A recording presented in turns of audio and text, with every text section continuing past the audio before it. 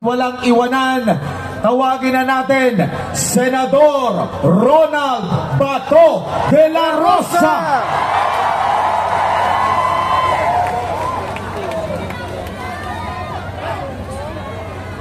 Magandang gabi sa ating lahat.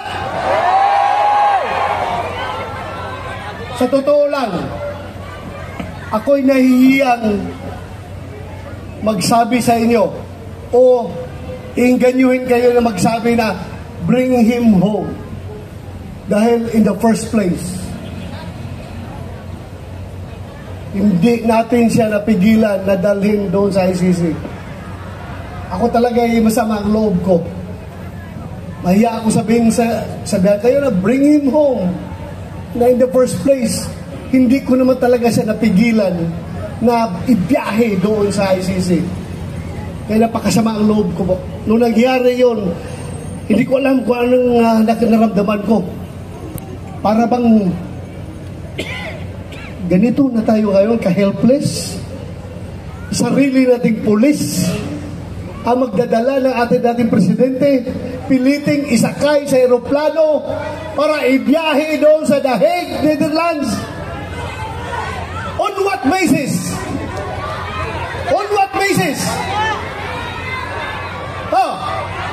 Palaging sinasabi ni President Marcos, hindi namin nire-recognize ang ICC kasi hindi natin membro. Hindi kami nagko-cooperate sa ICC. Anong ginawang rason ni Pangulong Bongbong Marcos? Interpol! Bullshit! Interpol! Ako! Naging chief PNP ako! Alam ko ano ang papel ng Interpol sa mundo! Huwag niyo akong lukuhin! Commitment sa Interpol! Bullshit! Interpol! Presidente ka! Presidente ka ng Pilipinas!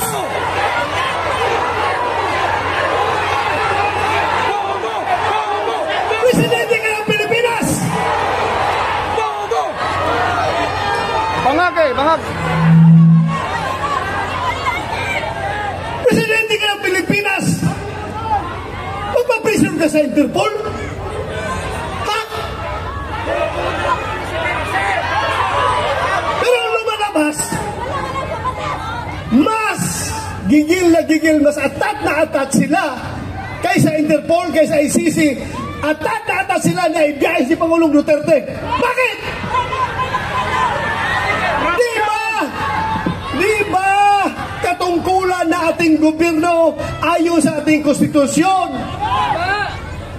to protect, to serve and protect the Filipino people? Sinong siniservisyohan niya? Yung mga dayuhan, hindi ang Filipino people. Kasi ang Filipino people, yun ang pinadala niya doon sa dahig. Alam nyo, habang kinakarga siya sa aeroplano, nag-struggle sila doon. Wala na kayo magawa. Dahil nandun ako sa Davao, kino-coordinate ko yung ating yung petisyon na ginagawa natin na hindi nakahabol. Hindi ako sumama sa Hong Kong dahil sa gabi na yon, alas 3 sa madaling araw dapat ang biyahe ko papuntang Hong Kong. Pero mayroong nag-leak sa akin na informasyon. Hindi pa rin tulog ang Diyos. Nagsabi na, sabihan mo sila na may warrant na si President Duterte at si Bato. Uhulihin sila pagbalik nila dito galing sa Hong Kong. So tinawagan ko si Ace Bingbo Vidaldia. Sabi ko, sir, meron ng warrant. Hindi na ko habol dyan. Asikasuhin ko na lang yung petition natin dito. Petition for certiorari and prohibition. Kinordinate ko yung ating mga abogado. Sila auditor yun. Pero nung kinarga na siya, wala na ako. Ano bang gagawin ko? Alam yung nagawa ko? Naghanap ako ng tao nakakilala yung piloto ng eroplano. Pinasabihan ko yung piloto, sabihan mo, pag gawin na yan, ibiyahin na si Pangulong Duterte. He will go down in history as the pilot na naghatid sa pinakamabait, pinakamahal na Pangulo doon sa dahig. Yes! Nasabi ko, merong nagkukomunikate sa amin dalawa.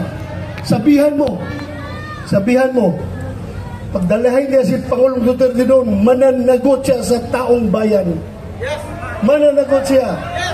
Anong pangalan yan? Anong pangalan? Pangalan! Pangalan! Search the name, search!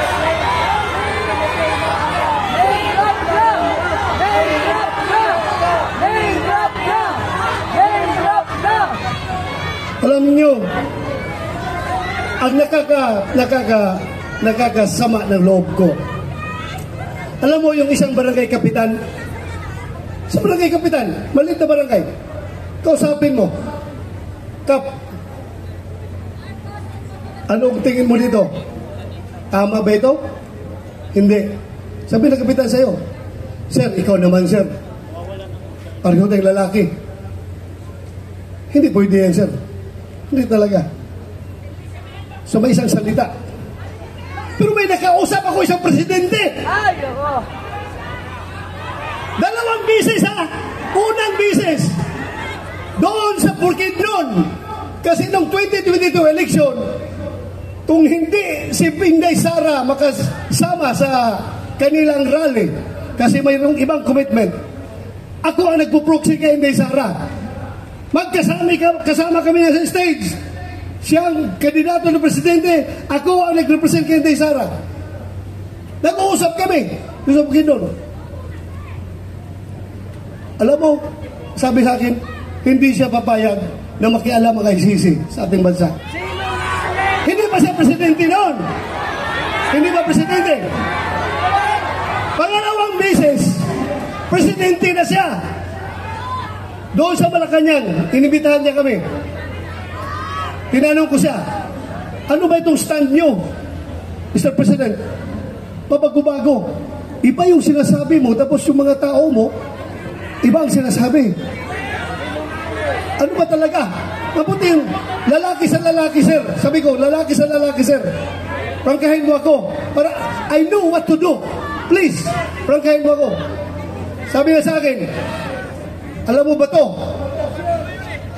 Kahit gabuhok mo, kahit wala kang buhok, ha? Kahit gabuhok mo or buhok ni President Duterte, hindi mahahawakan ng ICC. Hindi ako mapayag na papasok ang ICC dito. Alam mo, dagdag niya.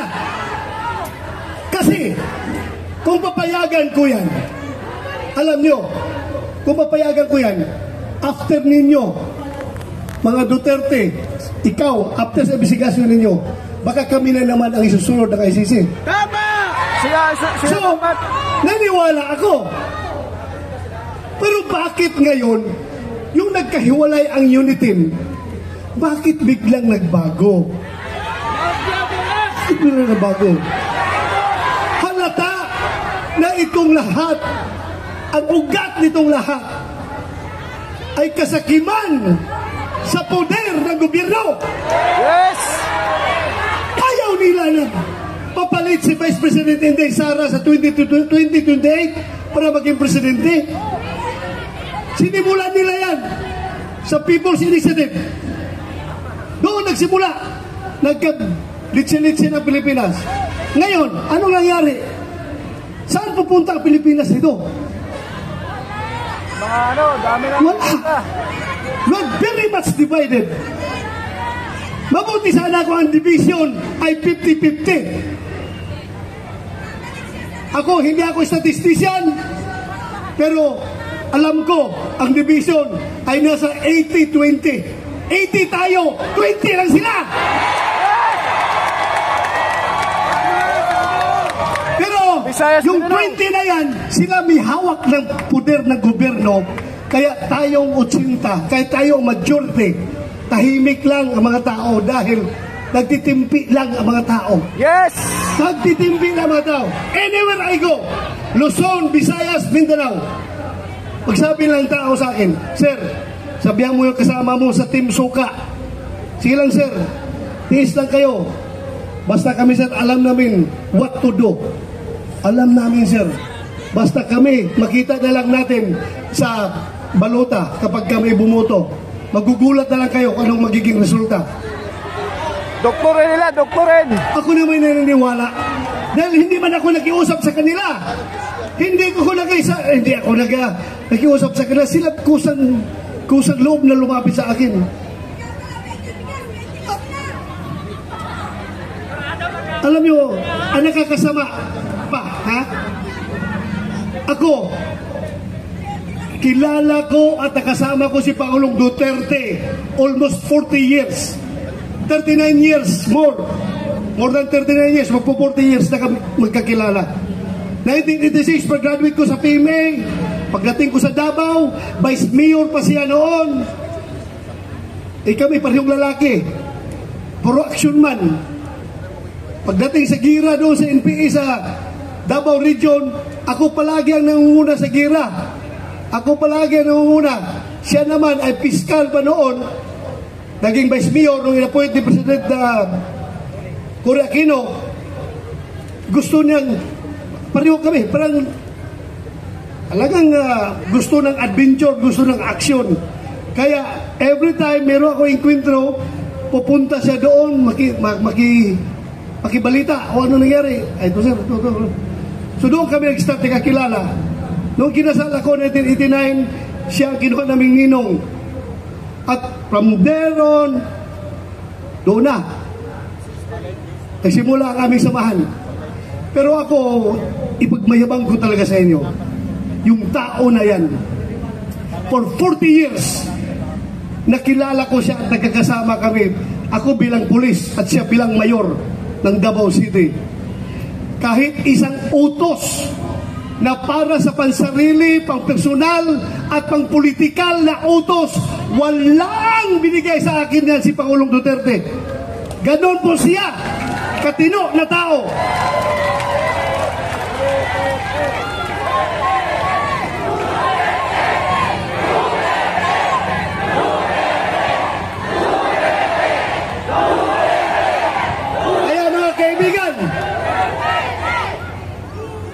Pagdating ng araw, ako ayaw ko sana kayo isama sa problema ko. Ayaw ko idamay kayo. Pero pagdating ng araw, nalalabas yung warrant of arrest ko. Huhulihin ako ng PNP. Ito lang masasabi ko sa inyo. Lahat ng ginagawa nila ay illegal. Kasi yung warrant of arrest na kanilang siniserve sa atin, hindi yan nagagaling sa competent authority. Hindi yan nagagaling sa local natin. Hindi yan nirecognize natin dahil hindi tayo under sa kanila. Kaya dapat magkakaisa tayo.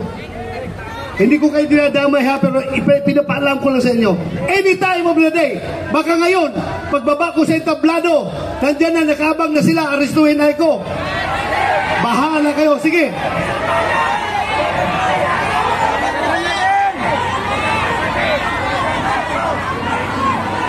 Kawawa ang Pilipinas. Ganito na lang ba tayo? Kawawa. Sana magising kayong lahat.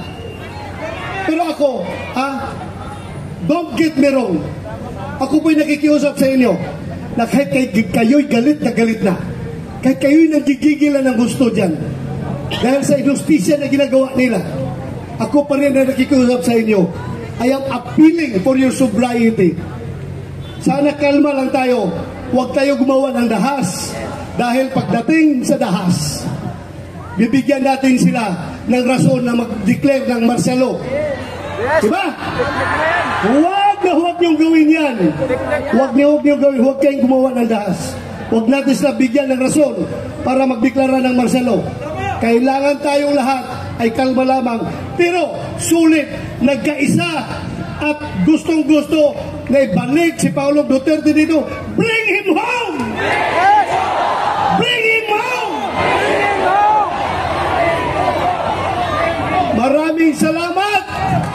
Magandang gabi sa ating lahat. At huwag niyong kalimutan, hindi lang sa sigaw natin na bring him home, kundi individually.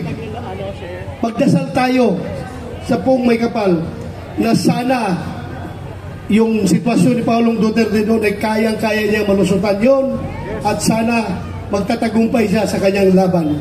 Yun lang, maraming salamat at magandang gabi sa ating lahat. Thank you. Mga kababayan, Senator Ronald Bato de la Rosa. Muli